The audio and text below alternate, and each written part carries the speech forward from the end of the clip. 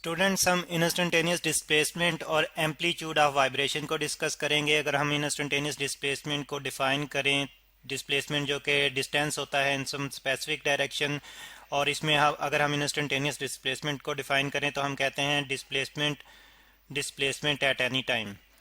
Displacement displacement at any time, किसी भी time पे एक मूविंग ऑब्जेक्ट का अगर हम डिस्प्लेसमेंट लें तो उसका इंस्टेंटेनियस डिस्प्लेसमेंट कहते हैं।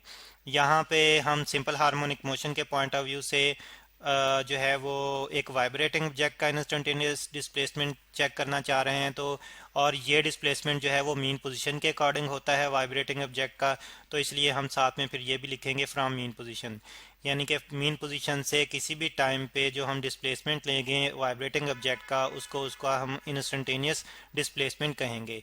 और इसमें हमें ये बात नज़र आ रही है कि टाइम डिस्प्लेसमेंट वाइब्रेटिंग ऑब्जेक्ट का जो है वो टाइम के लिहाज से वेरी करेगा। इसी चीज़ को समझने के लिए फिर हम जो है एक अरेंजमेंट ले लेते हैं।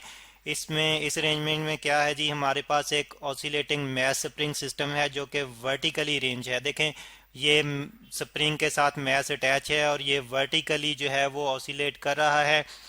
इसमें हम जो है वो इसकी मीन पोजीशन यहाँ पे रिप्रेजेंट कर देते हैं। ये इसकी मीन पोजीशन ओ है जिसके लॉन्ग ये अप एंड डाउन ऑसिलेट कर रहा है। इसकी मैं एक्सट्रीम पोजीशन भी रिप्रेजेंट कर देता हूँ। ये इसकी अपर एक्सट्रीम पोजीशन एक्स है और फिर ये वापस लोअर एक्सट्रीम पोजीशन पे भी आता है जो कि इसको हम वाई रिप्रेजेंट कर देते हैं। और यही मीन पोजीशन जो है ये एक लाइन के लॉन्ग हमें नज़र आ रही है। इसके दूसरी तरफ भी फिर जो है वो हम ओ ले लेते हैं जो कि मीन पोजीशन को रिप्रेजेंट करेगा। अब ये कुछ इस तरह से है कि ये मैस जो है इसके साथ एक पॉइंटर अटैच है। नीचे जो है हमारे पास एक ग्राफ पेपर है और ये ग्राफ पेपर जो है ये मूव कर रहा है। ये ग्राफ पेपर जो है ये मूव कर रहा है। यहाँ पे ग्राफ पेपर की मूवमेंट हम रिप्रेजेंट कर देते हैं जो कि लेफ़्ट डायरेक्शन में हमें नज़र आ रही है। और ये ग्राफ पेपर की मूवमेंट है यहाँ पे, बल्कि हम साथ में लिख भी देते हैं कि पेपर मूवमेंट। तो ये ग्राफ पेपर जो है ये कांस्टेंट स्पीड से मूव कर रहा है। तो कांस्टेंट स्पीड से मूव कर रहा है तो फिर इससे ये होगा कि हमें जो पॉइंटर जो मैस के साथ अटैच है वो इस ग्राफ पेपर पे जो है मूव करता जाएगा। और मैस जैसे जैसे ऑसिलेट करेगा पॉइंटर ग्राफ पेपर पे एक स्केच बनाता जाएगा। मैस के साथ साथ मूव करते हुए ग्राफ पेपर पे मैस की मूवमेंट का एक स्केच बनाता जाएगा, जो वर्टिकल लाइन की फॉर्म में नहीं बल्कि देखें पेपर की मूवमेंट की वजह से वो हमें एक वेव फॉर्म की शक्ल में मिलेगा। वही स्केच जो है वो हमें एक वेव फॉर्म की शक्ल में मिल रहा है। अब ये वेव फॉर्म जो है ये हमें डिस्प्लेसमेंट और टाइम के जो है कि का रिलेशन जो है हमें आपस में समझने में हेल्प करती है। जो पेपर जो कि कांस्टेंट स्पीड से मूव कर रहा है, तो इसी से हम समझ लेते हैं कि अगर पेपर की स्पीड जो है वो 0.1 मीटर पर सेकंड है। हम स्पीड जो है ज़रा स्लो लेंगे ताकि हम क्लियरली जो है वो देख सकें कि क्या इफेक्ट प्रोड्यूस हो रहा है। तो हमें इसमें फिर नज़र आ रहा है कि जो पेपर जो है वो 0.1 मीटर जो है वो कवर कर रहा है एक सेकंड में। तो डिस्प्लेसमेंट फिर यहाँ पे 0.1 मीटर है जो कि 10 सेंटीमीटर के बराबर आ जाता है। तो इसका मतलब यह है कि पॉइंटर भी फिर इसी जो है वो हवाले से मूव करेगा, इसी जो है वो पॉइंट ऑफ व्यू से स्केच बनाएगा जो कि स्पीड हमें नज़र आ रही है पेपर की उसके मुताबिक, यानी कि एक सेकंड में 10 सेंटीमीटर। तो इस तरह से हमें टाइम और ग्राफ पेपर पे टाइम और डिस्प्लेसमेंट में जो है वो रिलेशन नज़र आ रही है। टाइम यहाँ से अगर हम स्टार्ट करते हैं तो हम कहते हैं कि यहाँ से हमने स्टार्ट किया था मैस की ऑसिलेशन ऑब्जर्व करते हुए। पॉइंटर का स्केच जो था वो ग्राफ पेपर पे यहाँ से बनना स्टार्ट हुआ था और उस वक्त time t is equal to 0 हम रिप्रेजेंट कर रहे हैं। और ये टाइम जो है इंक्रीज़ हो रहा है राइट डायरेक्शन में अलॉन्ग एक्स एक्सेस। और ये टाइम के जो है इंक्रीमेंट यहाँ पे मैं रिप्रेजेंट कर रहा हूँ, यानी कि 0 से 1 2 3 4 5 6 सेकंड इस तरह से इंक्रीमेंट आ रही है। और डिस्प्लेसमेंट जो कि वर्टिकल एक्सिस पे हमें नज़र आ रहा है क्योंकि मैस जो है वर्टिकली ऑसिलेट कर रहा है। यहाँ पे डिस्प्लेसमेंट को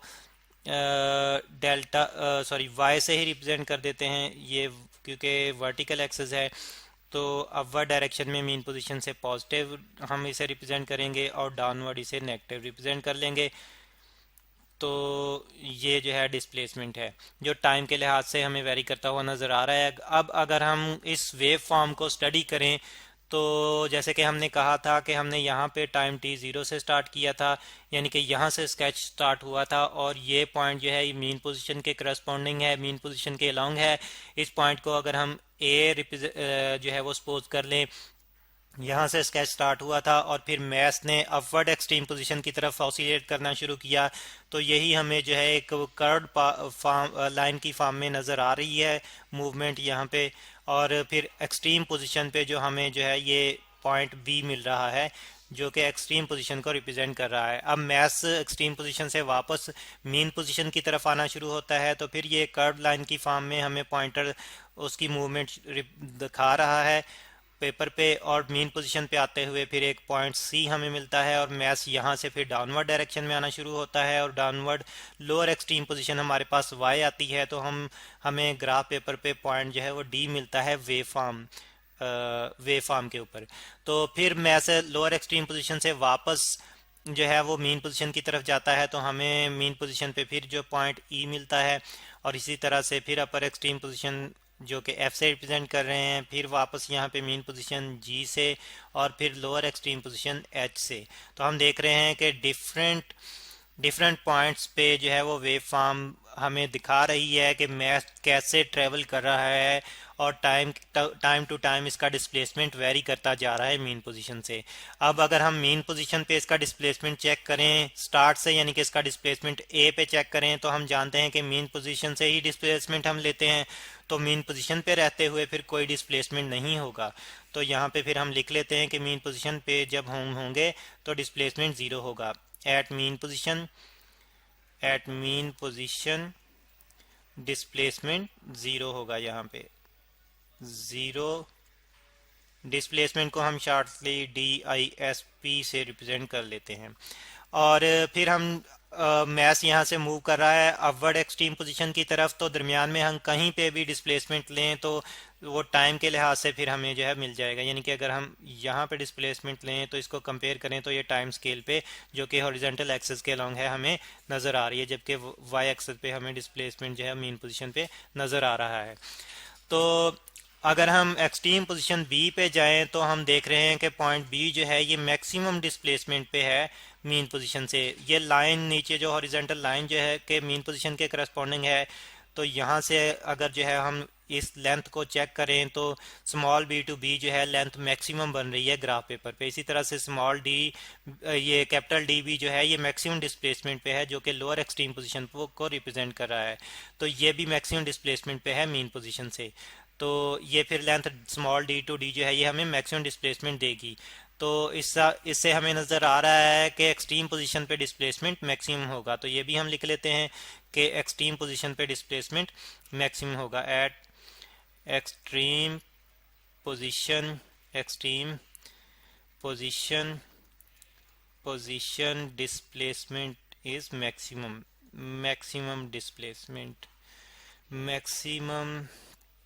डिस्प्लेसमेंट को फिर हम शॉर्टली लिख लेते हैं DISP। तो अब इसी मैक्सिमम डिस्प्लेसमेंट को हम एम्पलीट्यूड ऑफ वाइब्रेशन कहते हैं। मैक्सिमम डिस्प्लेसमेंट जो कि मीन पोजीशन से होता है एक्सट्रीम पोजीशन तक, उसको हम एम्पलीट्यूड ऑफ वाइब्रेशन कहते हैं। तो यहाँ पे फिर हम एम्पलीट्यूड की यही डेफिनेशन लिख लेंगे। एम्पलीट्यूड यानी कि maximum displacement from mean position, maximum displacement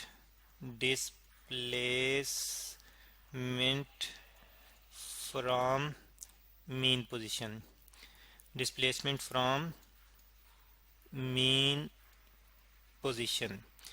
तो इसको हम एम्पलीट्यूड ऑफ वाइब्रेशन कहते हैं और ये हमें मिल रहा है एक्सट्रीम पोजीशंस पे, अपर एक्सट्रीम पोजीशन और लोअर एक्सट्रीम पोजीशन पे। जो पाथ लेंथ हमने कंपेयर की थी स्मॉल बी टू बी, ये हमें एक एम्पलीट्यूड देगी और इसी तरह से स्मॉल डी टू डी ये भी जो है हमें एम्पलीट्यूड जो है वो दे रही है।